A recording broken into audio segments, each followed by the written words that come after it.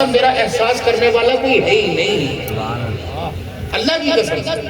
تم اس کی باتوں کو سن کے ہاں ہاں کیا کرو، تمہاری ہاں ہاں اس کی ساری مایوسیوں کے آنسوں کو صاف کر دیتی ہے۔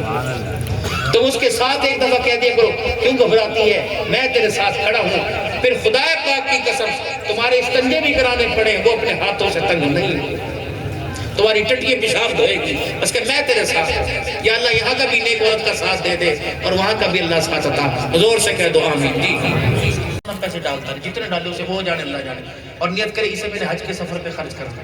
تیسرا، 5 وقت کی نماز کی پابندی۔ چوتھا، درود شریف کثرت سے پڑھے، 5 بار رات کو اٹھ کے اللہ سے رو رو کے دعائیں کرے۔